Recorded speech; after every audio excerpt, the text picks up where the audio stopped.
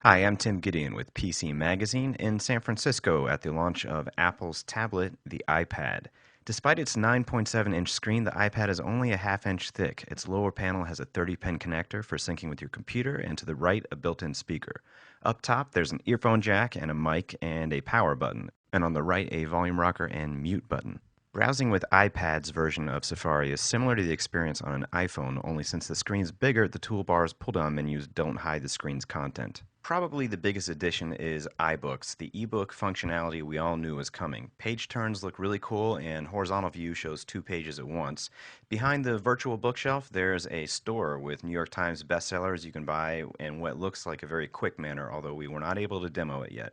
Major book publishers have signed on for iBooks, and this could spell some serious trouble for other manufacturers. EA's first-person car racing game Need for Speed turns the iPad not only into a 9.7-inch 3D gaming experience, but into a virtual steering wheel. Gaming developers have a faster processor and a larger touch surface to work with now. Of course, old apps work just fine on the big screen, but apps optimized for iPad, like the New York Times e-zine version of its paper, are on the way. Google Maps' current location feature was a hit. It finds you, allows you to type something into the virtual keyboard like lunch, and then lunch spots pop up nearby you on the map. You can go into Street View, and it looks pretty awesome on the screen.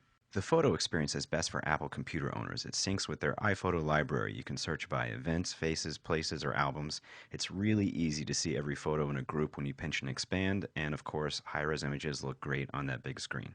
Watching video is an engrossing experience. Tapping the screen will bring up controls and switch from full HD mode to zoom in and fill the whole screen if you want. But I recommend looking into one of these cases. The iPad is 1.5 pounds. Holding it for a long time can be a little awkward, and these cases act as kickstands. But more so than the case, the dock with keyboard seem to get the most oohs and ahs in the accessory department. The iPod on the iPad looks a little bit different than it does on the iPhone or the iPod Touch. The interface resembles iTunes on your computer more than it does anything on those devices. The iPad is powered by a custom Apple chip, the A4, and AT&T's 3G network will still be available in $15 or $30 monthly plans. All models have 802.11 Wi-Fi. The 16 gig version is $499, 32 gig version $599, and 64 gig version $699. But tack on $130 to each of those if you want the 3G version, which hits stores in April. The Wi-Fi only iPad should be here in March. I'm Tim Gideon for PC Mag. Come back to us in the coming weeks for a full review.